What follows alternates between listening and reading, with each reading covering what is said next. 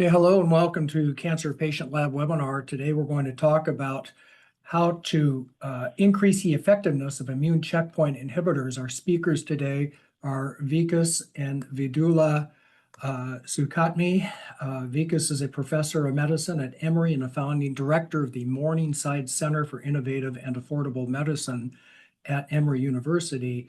And Vidula, who is his wife, is a co-founder and CEO of Global Cures, and they are going to lead a discussion about complementary therapies that can increase the effectiveness of immune checkpoint inhibitors.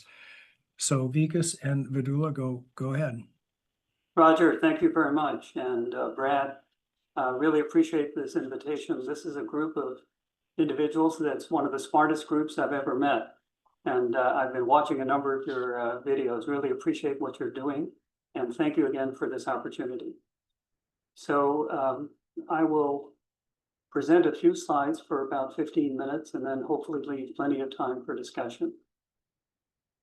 So does this project reasonably well, or do you want me to put it on full screen? You should probably use full screen and slide share mode. Okay. Yeah, we're seeing your desktop right now. All right, here we go. Perfect. Okay, so I want to say a few words first about the Morningside Center. This is a center within Emory University that we co-founded a few years ago. And we exist fundamentally to bring new treatment options to patients. In that sense, we are similar to pharma.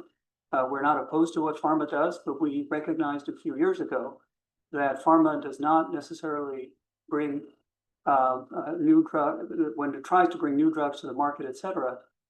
The underlying premise is that there is a financial incentive to do that.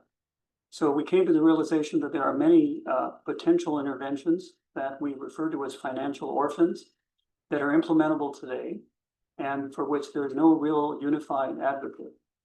So what we're doing is we're creating a database of these financial opportunities, largely in the cancer field. We aim for clinical impact. We're sponsoring trials as well as created a cancer registry, which we'll talk about very briefly. And we're involved in a number of advocacy efforts. So just very briefly, financial orphans fall into three major buckets: off-patent FDA-approved drugs that could be repurposed for other uses, nutraceuticals, and lifestyle modifications such as diet, exercise. And the major reason that these are financial orphans is there's usually little intellectual property or no intellectual property or unenforceable intellectual property situation. There are other reasons here cited on the left-hand side of the slide. So the Morningside Cancer programs are evolving. Our website doesn't have all of this yet on board. It has some of it. And there's three major sort of buckets that we are excited about. The first is optimizing dosing and scheduling. This will not only, we believe, save cost and decrease toxicity without, we hope, changing outcomes, or in some cases, we hope, improving outcomes. A second major bucket, which is the topic for today, is increasing efficacy of checkpoint blockade. And this could be used, many of the ideas here could be used both in the advanced setting and in the neoadjuvant setting, where I'm sure many of you know checkpoint blockade has now been adopted for a number of diseases. I'll talk primarily about simple measures listed here, such as correcting any magnesium or vitamin D deficiencies, in getting infusions in the morning, potential use of antihistamines, beta blockers, and delaying immune checkpoint blockade by 3 to 4 days after chemo when the two are being given, quote unquote, together. I'll also, and Alan was talking about this a few minutes ago, tell you an even broader landscape for what I refer to as multimodal priming, targeting all aspects of the cancer immunity cycle. I'll be happy if we want to spend some time on preventing cancer recurrence. That's a third program. But today I'm going to highlight really the second of these programs. So I think all of you are probably familiar with checkpoint blockade. This is clearly one of the biggest developments of the last 10 years or so. In the durable responses have now been seen in many different solid tumor types.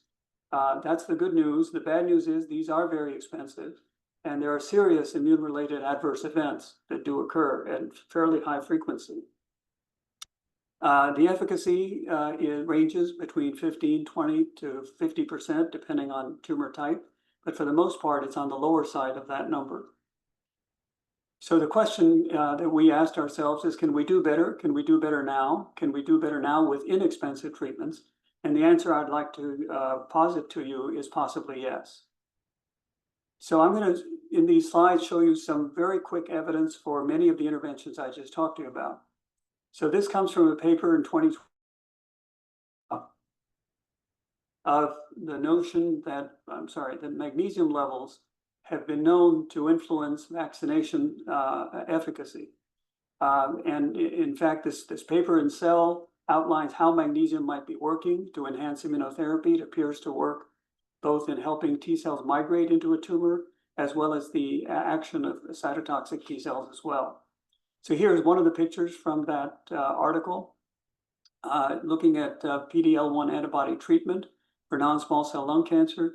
And as you can see, patients who were normal magnesiemic did much better, much better than those who are hypomagnesemic. And this is defined by a certain cutoff point in the paper. There's also lots of preclinical data in the paper that I'm not citing. Here's a second intervention, vitamin D. There's a huge amount of literature on vitamin D, but this is one of the few papers where actually supplementation was noted to increase PD-1 blockade efficacy.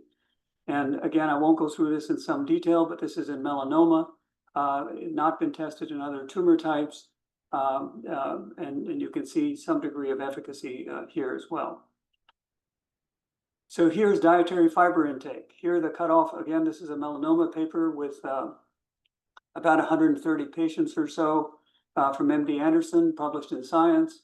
And they simply retrospectively look back at those who had an intake above 20 grams a day versus those who didn't. On the left-hand side, you can see how that works out. And on the right-hand side is some animal experiments showing that anti-PD-1 works much better in mice that are on a high-fiber diet. I should mention to you that there is a mechanism of action here that's postulated, and that is the microbiome is altered in the presence of dietary fiber, and in particular, butyrate concentrations are thought to go up. And there is a whole literature on butyrate and T cells, which is quite complex. I won't belabor it right now, but that appears to be one of the major mechanisms of action. Here's data on histamine blockade. This is one of several papers out there looking at the effects of checkpoint blockade, in this case in non-small cell lung cancer, on patients on both H1, I shouldn't say both, but either H1 or H2 or both. And as you can see in the orange, those are the patients who did the best, and they're the ones who only received H1 blockade. In fact, H2 blockade goes the wrong way and is a cautionary note. This is one of several papers. Here's another one published in Cancer Cell just a couple of years ago, looking at the baseline plasma histamine level and whether that correlates, and the fact that that correlates with poor clinical response to immunotherapy. Take a look at the right-hand side. This is these are about 70 patients drawn from a number of different cancer types. You can see those with high histamine levels greater than, defined here as greater than 0.6 nanograms per ml, had quite a bit of progressive disease compared to those who had less than 0.3 nanograms per ml. Lots of mechanistic data in this paper as well. It appears that histamine, the H1 receptor on macrophages, appears to be most critical in keeping those macrophages or turning them into the M1 phenotype, which is thought to be the phenotype that's important in fighting cancer. Now, here's some intriguing data. This slide should have been updated just this week, actually, which I have not yet done. Instead of 18 studies, there are now 20 studies in over 6,500 patients now in 8 cancer types, correlating morning infusions with markedly better outcomes. And you can take a look. This is from a review paper published about a year ago. And it's very evident that late time of day defined differently in these different papers. Some of them define it as before 12 o'clock, some define it as before 3 o'clock. But the bottom line is you can see a 2 to 3-fold effect on overall survival. This is a stunning effect, to say the least. What is very exciting now is that just a few days ago, the first randomized controlled time of day trial data was published. in an ASCO abstract cited at the bottom of this paper, bottom of this slide. This was in 210 patients with advanced small cell lung cancer getting both chemo and ICIs. RCT, 1-to-1 randomization. The early time of day group, the first 4 cycles, please note, first 4 cycles were given before 3 o'clock versus the late group in which these first 4 cycles were given after 3. The results, progression-free survival 13.2 for the early group, 6.5 months for the late group. Overall survival not reached in the early group, 17.8 in the late group, and the overall response rate was also up from 56 to 75. So the idea that the initial cycles are the important ones also came out of 2 retrospective analyses, which I have not mentioned over here. So this is extremely exciting and is the first RCT data, just fresh, hot off the press. So this summarizes what I said just a few minutes ago. This is a large effect size. And there's data on ICI alone and ICI with chemo. The ICI alone data is all retrospective. And this data is almost all in the advanced setting. We know confidentially there's some data in the neoadjuvant data setting, that's equally impressive. Here the endpoints are looking at pathologic response rates. Now there are 3 or 4 papers looking at the mechanism of action. And it points to a circadian rhythm for both T cell and a suppressor cell population known as myeloid-derived suppressor cells, co-localizing in the tumor in the morning in patients. So the million-dollar question that I'm just tossing out sort of to the general group and any physicians who want to take this into account, what are we waiting for to change practice, given that there's no medical downside of early infusion as far as we can tell? I also now want to tell you about delaying immunotherapy in those patients who are getting concurrent therapy. Turns out there's plenty of animal data to back this up, all in the last 2-3 years.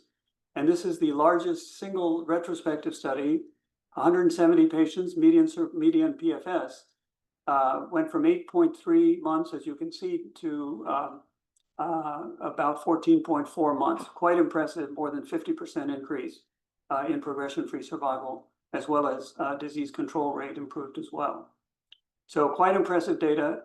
This makes a lot of biological sense. There are at least 2 major mechanisms. One is that steroids are often given with chemotherapy, and that, of course, is not what you want to do when you're about to go on checkpoint blockade. And secondly, we believe that following checkpoint blockade, as many people believe, there is a unleashing of a T cell response, a proliferative response. And the wrong thing to do is to have chemo given on the same day, because there's enough level of chemo probably to mitigate that expansion of T cells. So these are at least 2 mechanisms. There are probably others that have to do with more effective suppression of various suppressor cell populations. Again, we can talk about this a little later if you'd like. So again, this is waiting to be enacted, in full force, not yet accepted by the oncology community. So these are just pointers to take to your provider if you're on immunotherapy. I've just quickly summarized those here. These are from the slides that I presented.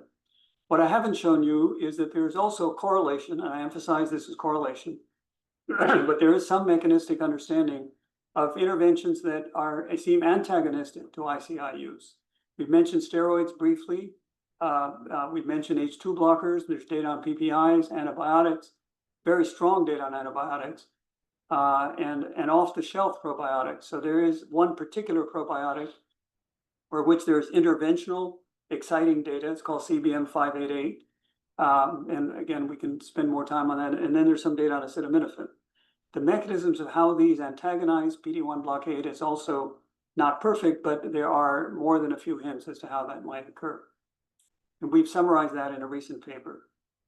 So one other request, I talked briefly about a patient cancer registry. We believe that these clinical trials, as much as they are needed, cannot exhaust the extensive space and applications of some of these financial orphans. So we've created a national patient cancer registry in a collaboration with a company called XCures. And this allows patients to register it takes just a few minutes. And we're hoping to convince more and more physicians to do one or more of these interventions and to be able to collect and analyze that kind of outcomes data. So I'm going to close by simply mentioning this. This is probably the only slide you'll remember out of everything I've shown you. But it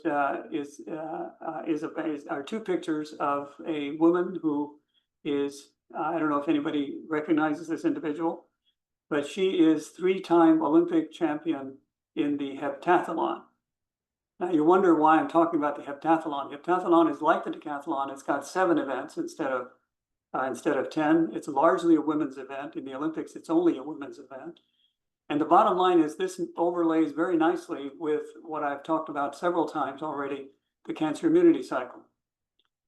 So this is a framework advanced by Chen and Melman in their classic paper in 2013. This paper did not at that time, this paper emphasizes the need to hit multiple points in this cascade and to sequence them in the right way to maximize efficacy.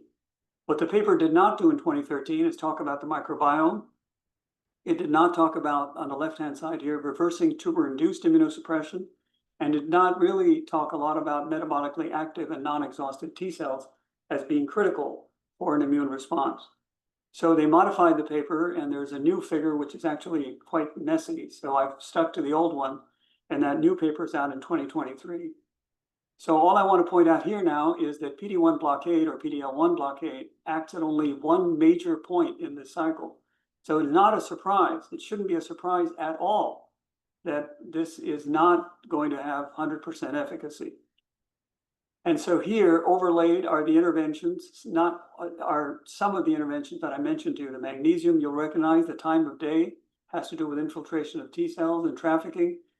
We have not talked yet about low-dose chemotherapy, which can affect a number of parameters, both in priming and activation of dendritic and T cells, as well as on the left-hand side here, you'll see there are a whole number of ways of reducing the tumor-induced immunosuppression. There are key cell types there, the T regulatory cells, the myeloid-derived suppressor cells, the M2 macrophages.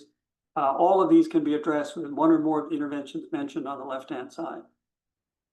So I'm going to stop at this point, other than to just again point out that if we could convince people to actually prime prior to standard of care therapy based on the cancer immunity cycle, this would not only, we believe, improve checkpoint blockade efficacy, but we also believe it might change the efficacy of chemotherapy. I'm speculating now, but there is data that chemotherapy works best actually in an immune intact environment, which sounds a little ironical, but there is some data to support that. And so some of these interventions that focus on this cancer immunity cycle may well work outside of immunotherapy as well. So I think I'm going to stop at this point and happy to take questions. Okay, thanks very much. So if you have a question, it's best to use the raised hand feature. So that which is at the bottom of your screen. And any questions? Well, let me start. I mean, have you also done any research into what actually not only increases the effectiveness of the checkpoint inhibitors, but maybe decreases some of the side effects and toxicity? Is that something that's been part of your study? Yeah, let me just take a look here. How do I get myself off of the sharing so that my video will show up? Yeah, you should be able to stop. Oh, here we go. There we go. Yeah. Thank you. Yeah, so Vidula and I just came from a meeting at Duke University a few days ago, and the entire meeting was focused on immune-related adverse events. So I may have mentioned one of the interventions here had some very significant effects on immune-related events. There's little doubt that some of these events may actually increase as we increase efficacy. There is a correlation of those two, but it may turn out that they don't. We don't yet know where we're on the curve of efficacy versus adverse events. So we're just starting to pay some more attention to that. Roger, this is a very active area of interest. But we'll be watching that very carefully as well. Okay, thank you. Russ has his hand up. Vidula, you wanted to add something? Yeah, I just wanted to say that there's only a little bit data suggesting that those who have high vitamin D levels have less, at least some of the adverse events are much lower in those patients. So that's the only thing we have found so far. There are a couple of treatments, but the group that is just forming that, whose conference we attended, I think there's going to be a lot of people looking into those things. So we will make sure that we post them on our website as we find those ideas. Yeah. That's the Well, slide I presented. I'm sorry. That was the slide I presented. It had a 5-fold decrease in the major adverse events bucket. yeah, before we leave that, I mean, it's not trivial. I mean, the statistics I've seen say that there's 20% of patients will have an adverse event from one inhibitor, but usually they stack them. So there's more than one drug, and most patients have more. So that raises it to fit over 50%. So, I mean, something I think I'm glad people are looking at that. Why don't you go ahead, Russ? Okay, thanks. I actually don't know what H1 and H2 are. Can you explain those? About Yeah, this? sure. Yeah, the H stands for histamine. And H1, there are 4 receptors for histamine. The H1 blockers and H2 blockers are the most popular. The H2 blockers are drugs that basically are used for gastric acidity. And H1 blockers are typically used for allergy, as allergy medications. So cetirizine, loratadine, those are the H1 blockers, and famotidine is a H2 blocker. So these are the Okay, commonly thank you. used drugs that people use. Thank you. And can we measure histamine commercially? Yes, there is a CLIA approved test for that. So it Okay, is usually special. used for mast cell activation syndrome. That community actually is what gets this test. We are trying to convince people to offer that to cancer patients. We haven't succeeded so far, but we are trying to do that. So in the study, I Yeah. report they just measured one-time baseline plasma histamine. Okay, could you estimate the cost? What's that test cost? Like, I do not know. I Okay. don't think it's more than $500, but we are hoping we can get it for a lot less because we may have to do it a couple of times we are trying to do a clinical trial with antihistamines. So as part of the trial, we'll figure out these tests and all costs involved. We may have to negotiate the costs with some of the laboratories who offer them, because as Vikas mentioned, magnesium is not routinely measured in cancer patients unless they're getting a particular chemotherapy. Vitamin D, we find that a lot more oncologists are now actually checking vitamin D levels, but not everybody is doing it. So we're trying to put together 3, 4, 5 tests. Vikas didn't present the data, but there's some data to suggest that if you have high thromboxane levels in the blood, you may not be able to have your immune system work properly. So we are trying to collect all these agents to see if we can actually put together a panel of tests that people can routinely do. And all of these have actionable drugs that we have identified. So if you have high thromboxane levels, you could use aspirin. If you have high histamine levels, you can use antihistamines and so on. Yeah. okay. One other question, last question, and then I'll let other people go. Do you have a survival study? I thought it was interesting. You had interesting graphs on magnesium, vitamin D, et cetera. Do you have combination studies? Like, let's say somebody had high magnesium and high vitamin D and also was taking lots of fiber. What's their survival? That's one reason we're setting up the registry. The answer is nobody's looked, and Okay. numbers kind of wither out. So first of all, not everybody has done enough of these interventions, and that's what we're trying to encourage by going to patient advocacy groups to take this kind of information to your physician. But Russ, you hit it right on the head. I would love to know the answers to those questions. One thing we are doing is we're in the middle of a scientific review right now going on with 2 different IRBs at 2 different institutions, where we're putting in the vast majority of the interventions I just mentioned as one group. And in other words, testing the hypothesis that if you do one or more of these things simultaneously, you are going to increase efficacy. So it's a safety tolerability study and a heavy biomarker study. It's not really powered for outcomes, but we want to sort of take the more conservative route first. Okay, thanks. Thank you. And the conservative route that we are trying to take is because it could actually increase autoimmunity and therefore the adverse events. So we want to get a handle on it. I personally don't think that will happen. I think it's going to work for different people so that the efficacy will be improved.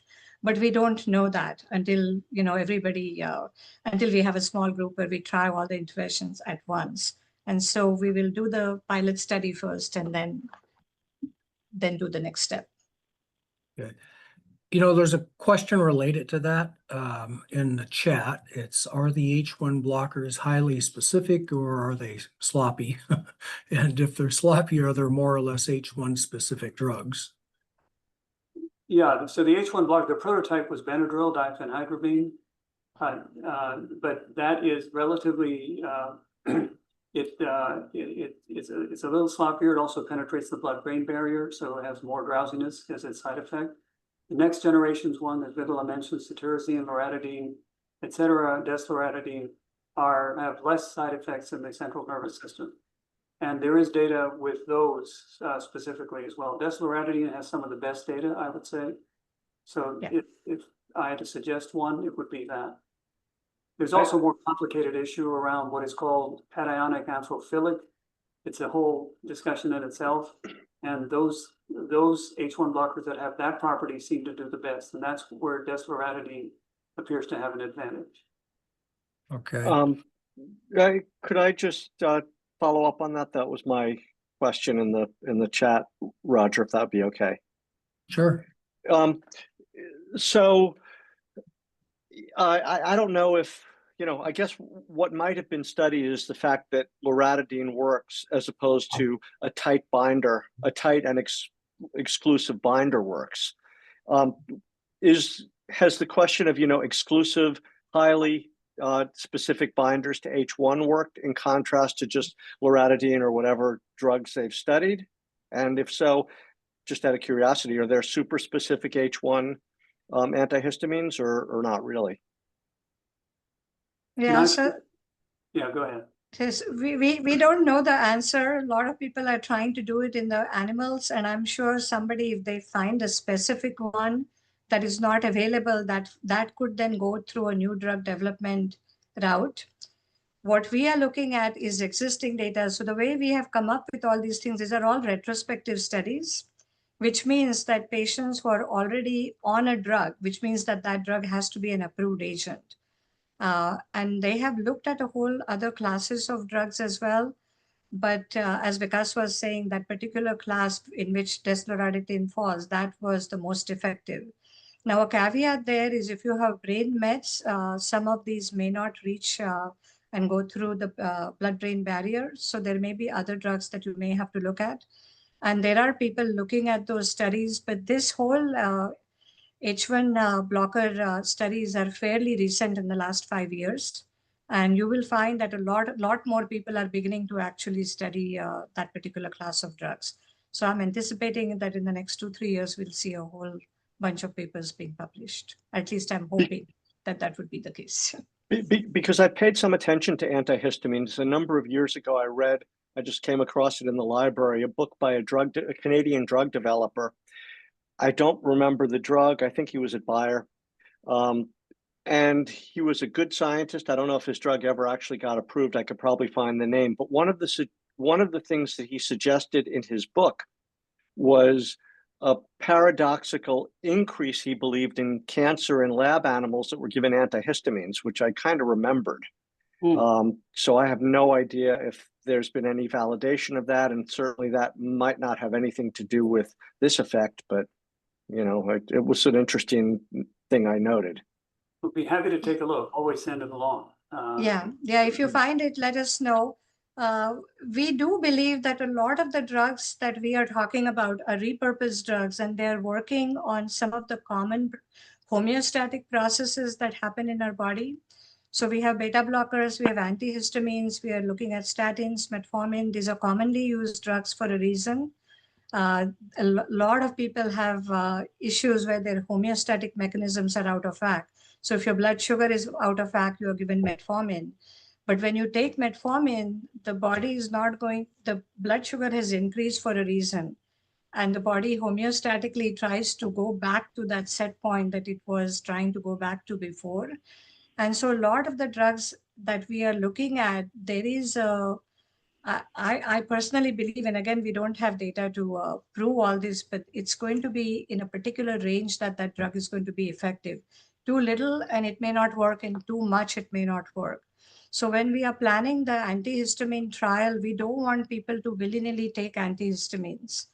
We want them to actually check their histamine levels, and only if they are high, we want them to take the antihistamines. Same thing with vitamin D. If you take too high a dose of vitamin D, it could actually be immunosuppressive. So you want to be in that middle range of normal for the system to work perfectly. But as you can see, trying to do clinical trials with ranges is a different ballgame, and it's not going to be that easy. Which is why, again, we are going through this registry concept so that we can actually gather the data and see if this is making sense theoretically.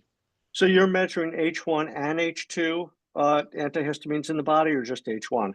No, just histamine. We are measuring histamine levels. Histamine total.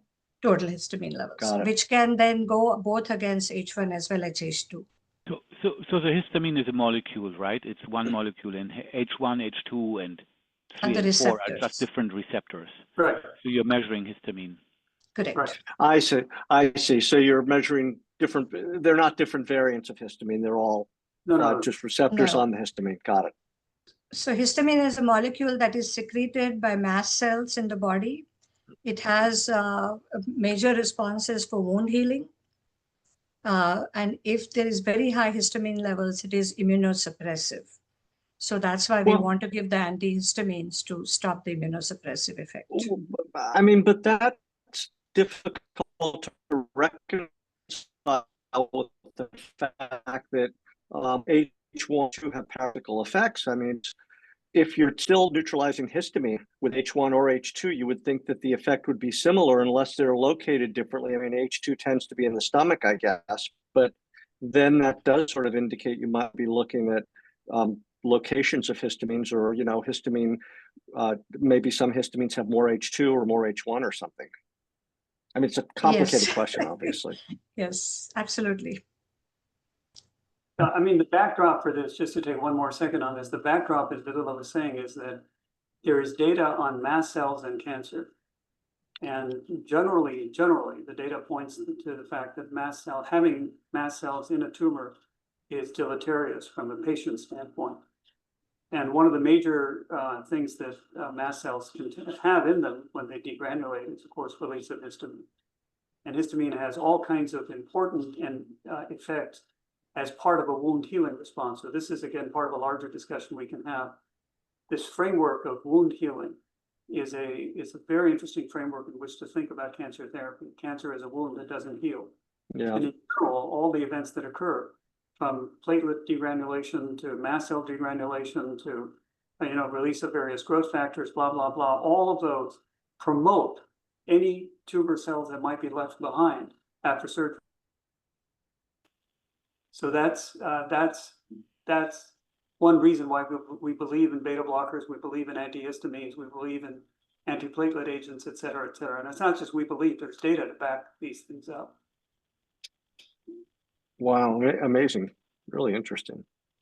Right, and we have spent a lot of time on this wound healing response. Basically, when you have an infection in the body, the first job of the immune system is to make sure that it controls whatever the microbes that are invading the body. Once the wound has been sterilized, the next job is there is some destruction that has happened, and so the body has to rebuild it. And at the time the rebuild process takes over, you really don't want to have all these grenades going off that were going off before in order to kill the microbes. You want a stable environment so the wound healing response in the later stages after the infection has been controlled is actually immunosuppressive. It doesn't want the T cells, it doesn't want these macrophages coming there and throwing all the hand grenades that they were throwing before that. It's my layman's explanation. But in the beginning of a wound, the body has to make sure that it is not infected. Once it's assured that there's no infection, then it's immunosuppressive. And cancer is in that second bucket. There is no infection there as far as we know. And therefore, it is continuously in an immunosuppressive mode. And so the cancer itself is growing and causing injury as it breaks the membranes around it. And all the therapies for cancer we give are also injurious to the tissue. So the wound healing response is continuously in place and it is immunosuppressive. So in order to really make headway, we have to be paying attention to that piece. And these simple molecules like beta blockers and antihistamines, COX-2 inhibitors, which is aspirin and those compounds, can actually help re-energize the immune system. We just don't know in what combination and what order we need to do that. Have you tested the small number or the one COX-2 inhibitor against, as opposed to COX-1,2?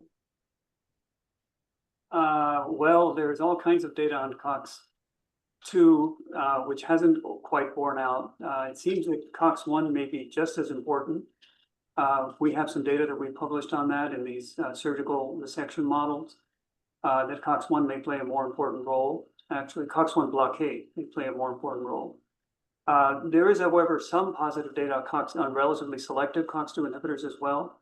It's a guy in Israel by the name of Ben Elayu who's done a lot of work on this using beta blockade and selective COX-2 blockade. So you may want to look at some of those papers, all in the surgical context. And so that is that third category that Vikas had mentioned, where we have ideas how to prevent recurrence if you have been able to go through surgery. So that's the space in which Ben Elayu has published the beta blocker and COX-2 inhibitor data. Okay, while we move on, we got some other questions in the chat. So you mentioned that you do this additional treatment 3 or 4 days after chemo, and the suggestion is how about 10 to 14, since it's about that long before a person feels a little better. And the second question David had is, what about the idea that vitamin K improves uptake of vitamin D? Okay, so the first one, there is some data, and there's one retrospective analysis paper in which 10 to 14 was looked at. And that was not as good as in that paper, it was, I believe, 3 to 5 day bucket. That was the best, the 3 to 5 day bucket. So I could just cite you that as one retrospective analysis. I am quite sure there's at least one preclinical paper looking at more an increase in that delay, and was not as effective as well. So at the moment, the 3 to 4 days seems to be the magic time by which chemotherapy as levels of in the blood have gone down, time for the T cells now to wake up, if you will, time for the immunosuppression, time for the chemotherapy to act on the immunosuppressive populations, and time for the steroids to have worn off. That seems to be the magical sort of time. Yeah, 3 to 6 days is from a whole bunch of other studies which have to be all looked at together, seems to be the magic number. And sorry, your second question had to do with vitamin K. Yeah, vitamin K uptaking vitamin D.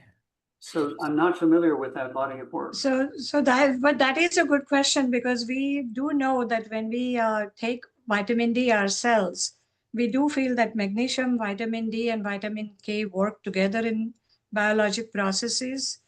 And again, that going back to that homeostatic process, you don't want to undo too much of the balance in the body. So it would probably make sense to have some vitamin K on board, especially if you're going to take higher amounts of vitamin D.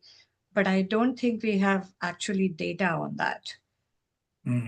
Yeah, and also calcium probably. Also calcium, but most people do have calcium in their diets. is the vitamin K that seems to be variable. Okay, there's a question about what about Akkermansia for enhancing the checkpoint inhibitor? What about probiotics generally, especially Akkermansia?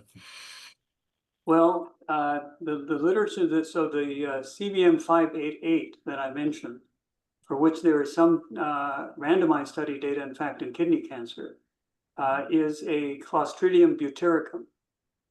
So it actually generates butyrate in the GI tract. So that's the one I mentioned. There is some data on Akkermansia as well as a number of others. I cannot quote you chapter and verse on that off the bat, but it is an evolving literature that should be looked at. Okay. Russ, I know you had your hand up for a while and I didn't get to you, but do you want to jump in? If not, I'll read your question. Sure. Well, you can read the questions if you want. Just going to ask a few things in the chat. Yeah, so Russ asked if someone is not doing chemo but has cancer, have any of these things been investigated? Good. Good You mean they're question. getting no cancer treatments or just not chemo? Just they're not getting chemo.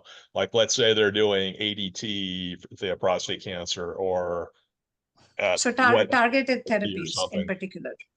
Yeah, SBRT or some kind of immunogenic therapy like that, bipolar androgen therapy, for example. So we have not seen any data for the things that we told you today, but we don't think that that's going to be an issue. This is a general immunity cycle that is activated by magnesium, vitamin D, fiber, etc. I think it's going to help with any cancer treatment you get. But I don't know that people have looked at the data. And again, if we can get enough patients in the registry, then we would have a chance to look at all these things actually. So we are hoping that a lot of cancer patients would join the registry and offer to share their medical records with us. And also there are some very highly motivated cancer patients who are also willing to share data of other treatments that they're taking that may not be in their medical records. For example, if you're taking a high fiber diet or if you're taking one of these probiotics, the chances are very high that that data is not in your medical records. And if that's the case, we can't do a retrospective analysis. So that is the whole goal of the registry, that we are hoping that we can get the data that people are experimenting with all kinds of things, and we are not learning anything from that data. Okay, there's a question as to what is the hypothesis as to why ICI is so much more effective earlier? Yeah, so well, so the hypothesis is based largely on animal studies. And as I mentioned minutes ago, there appears to be the highest level of suppression with myeloid suppressor cells in the morning hours. So these are the guys who are going to basically express PD-L1 on their surface and basically interact with PD-1 on T cells and create an exhausted T cell. There also appears to be the highest level of T cell, cytolytic T cell migration into a tumor in the morning hours as well. And so it's as if the battle is, ready to go, and you come in at that time with PD-1 blockade. That's at least one of the ongoing theories. It's basically a circadian rhythm of T cell and suppressor cell arrival into the tumor bed itself. There are probably other theories. There are other theories. There are different times of day in which dendritic cells get activated and migrate and so on and so forth. So this is a complicated subject, but the two papers, there's 3 papers on time of day in animal models that support this. But again, it is a little bit difficult to figure out because people may have slightly different circadian rhythms. The interesting part was that the retrospective studies were done in different parts of the world. So obviously the day and night could have been all off, and yet they all showed the same thing. So there is something there. We just don't know exactly what it is. Okay. Did I miss any questions in the chat here? If I did, please raise your hand.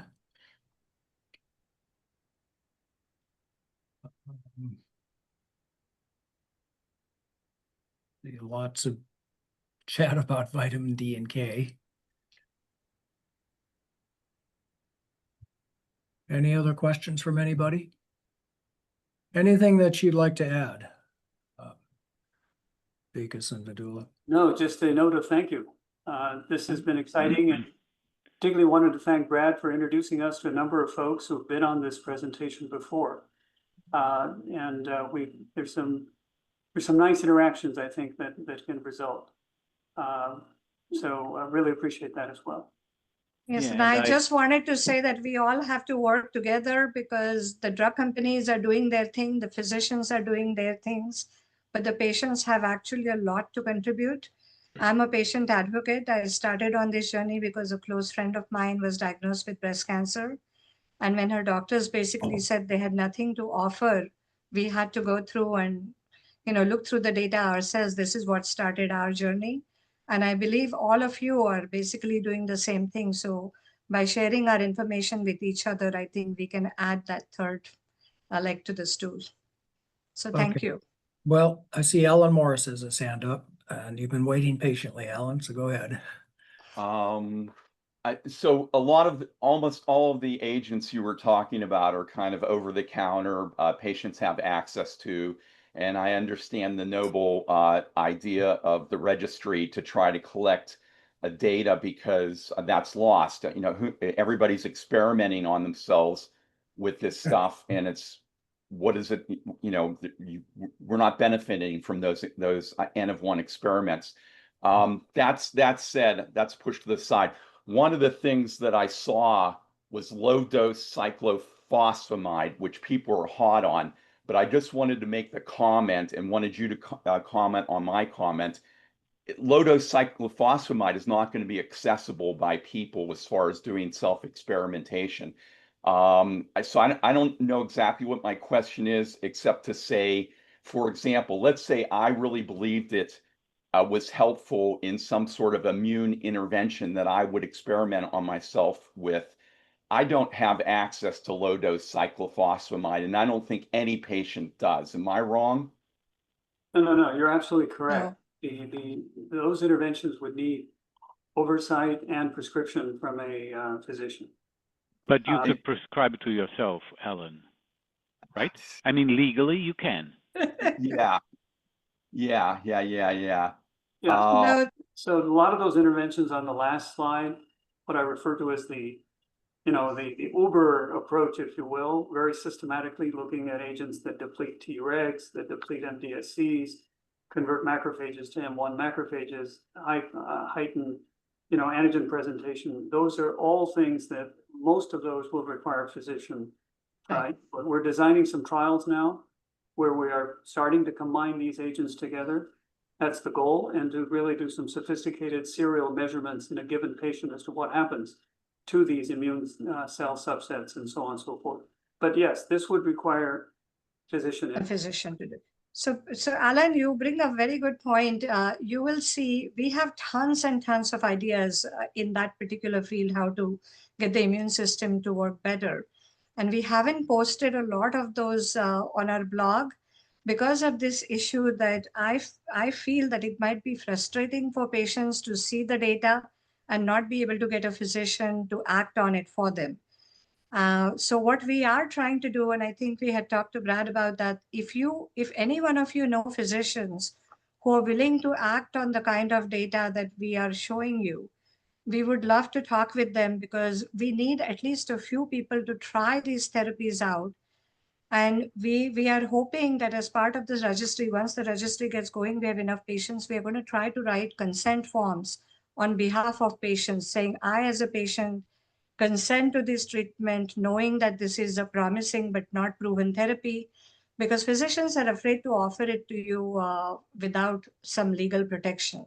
Yeah. And so we are trying to actually work out how can we protect the physicians.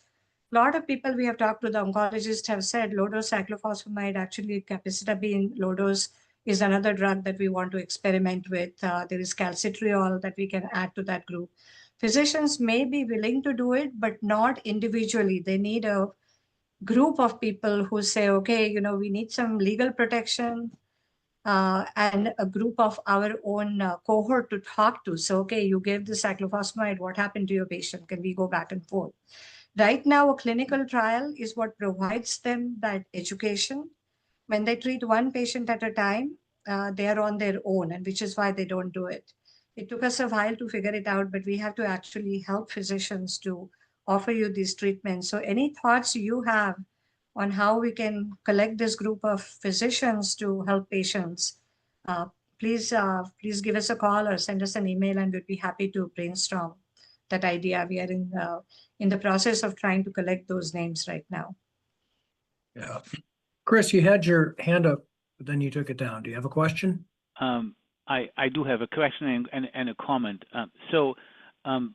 I'm really excited to see how you have taken this to the next level, and you as a patient advocate, and I feel the same. So I also have a medical background. I'm an MD PhD, and when my father had lung cancer, he basically refused chemotherapy because he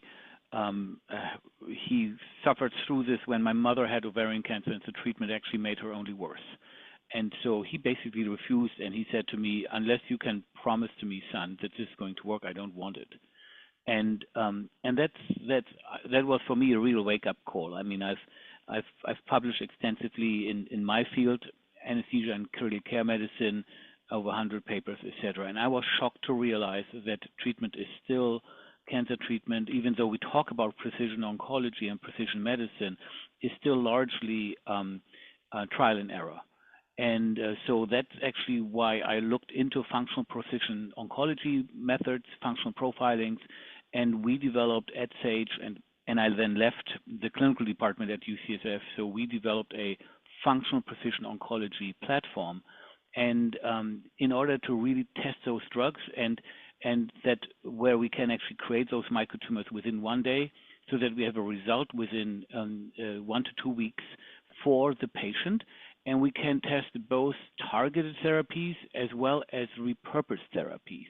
And so since you mentioned repurposed, we actually also have a repurposed drug panel, which is usually 12 drugs. So do you see the metformin data that I'm currently projecting? So, Yep. So normally we have a 12 drug panel. In this case, this was a lobular stage 4 breast cancer, lobular breast cancer woman who is a physician herself. And so I'll just show you a couple of dose responses. So this is metformin, cannabidiol. We just added to the panel itraconazole. I have always been very excited about it, but this didn't show much. Lovastatin, we had other samples where lovastatin has gotten wonderful dose response curves, and then disulfiram, which actually this dose is actually a little bit too high. This is actually very promising, and she's going to start on that alone. This is the cytotoxicity assay.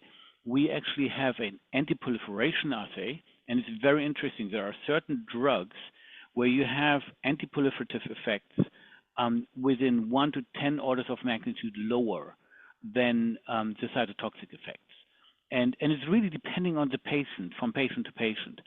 And so I would love to continue the conversation with you and see how we can really understand who will benefit from what.